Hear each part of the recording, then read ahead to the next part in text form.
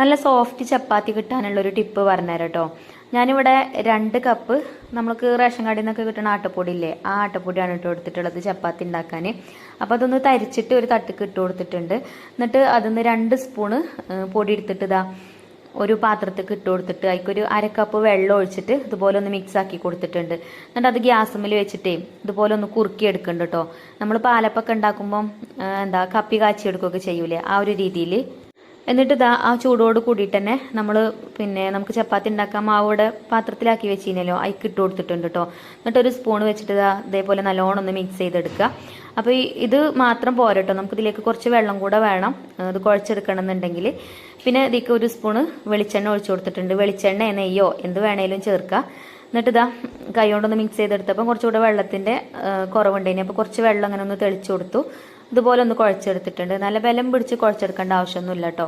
ആ വേവിച്ച പൊടി ചേർത്തതുകൊണ്ടേ പെട്ടെന്ന് തന്നെ സോഫ്റ്റ് ആയിട്ട് കിട്ടും. അപ്പോൾ ഞാനൊരു 5 മിനിറ്റ് റെസ്റ്റ് ചെയ്യാൻ വെച്ചിട്ടുള്ളൂ കേട്ടോ. കുറച്ച് സമയം റെസ്റ്റ് ചെയ്യാൻ വെക്കണമെങ്കിൽ വെക്കാൻ, വെച്ചിട്ടില്ലെങ്കിൽ ഒരു കുഴപ്പമില്ല. പിന്നെ കൗണ്ടർ ടോപ്പുമ്പോൾ ഞാനൊരു പത്തിരി ഷീറ്റ് വിരിച്ചു കൊടുത്തിട്ടുണ്ട്. ഈ ഒരു ഷീറ്റ് ഉണ്ടെങ്കിൽ സുഖമാണ് കേട്ടോ, നമുക്ക് ചപ്പാത്തി പരത്താനും പത്തിരി പരത്താനും ഒക്കെ. പിന്നെ ഈ ഒരു ബോൾസ് ഞാൻ പ്രസ്സിലിട്ടിട്ട് ചെറുതായിട്ടൊന്ന് പ്രസ് ചെയ്തെടുത്തിട്ടുണ്ടേനും. എന്നിട്ട് ഇതാ പൊടിയൊക്കെ ഇട്ടിട്ട് ഒന്ന് പരത്തി എടുത്തിട്ടുണ്ട്. അങ്ങനെ ചപ്പാത്തിയൊക്കെ പരത്തൽ കഴിഞ്ഞു. നമ്മൾ പത്തിരിയും ചപ്പാത്തിയൊക്കെ പരത്തിയെടുത്താൽ കൗണ്ടർ ടോപ്പ് ക്ലീൻ ചെയ്യാൻ നല്ലോണം ഉണ്ടാവില്ലേ, പൊടി അവിടെ ഇവിടെയൊക്കെ ആയിട്ട്. അപ്പോൾ ഈ ഒരു ഷീറ്റ് വിരിച്ചിട്ട് അതിൽ നമ്മൾ ചപ്പാത്തിയോ പത്തിരിയൊക്കെ പരത്തിയെടുക്കുകയാണെങ്കിൽ അങ്ങനത്തെ ഒരു പ്രശ്നവും വരില്ല കേട്ടോ. നമുക്ക് ആ ഒരു ഷീറ്റ് കഴുകിയെടുത്താൽ മതി.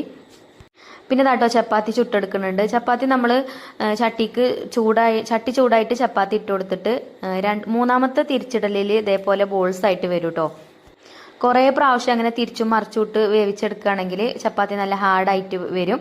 ഇതേപോലെ 1-2 പ്രാവശ്യം മറിച്ചിട്ട് മൂന്നാമത്തെ തിരിച്ചിടലിൽ ചപ്പാത്തി ഇങ്ങനെ ബോൾസ് ആയിട്ട് വരികയാണെന്നുണ്ടെങ്കിൽ ഇത് അതേപോലെ നല്ല സോഫ്റ്റ് ആയിട്ടുള്ള ചപ്പാത്തി കിട്ടും. ഇതിപ്പോൾ നമ്മൾ രാവിലെ ഉണ്ടാക്കിയ ചപ്പാത്തി വൈകുന്നേരത്തിന് ഉണ്ടെങ്കിൽ ഒരു കുഴപ്പം വരില്ല കേട്ടോ, നല്ല സോഫ്റ്റ് ആയിട്ട് കിട്ടും. അപ്പോൾ ഞാൻ ഇതിൻ്റെ ലോങ് വീഡിയോ ചെയ്തിട്ടുണ്ട്, അതുകൊണ്ട് ശരിക്ക് ചപ്പാത്തി ചൂടുന്നതൊന്നും ഞാൻ വീഡിയോയിൽ കാണിച്ചിട്ടില്ല. അത് ചെറിയ ഷോർട്ട് വീഡിയോ അല്ലേ.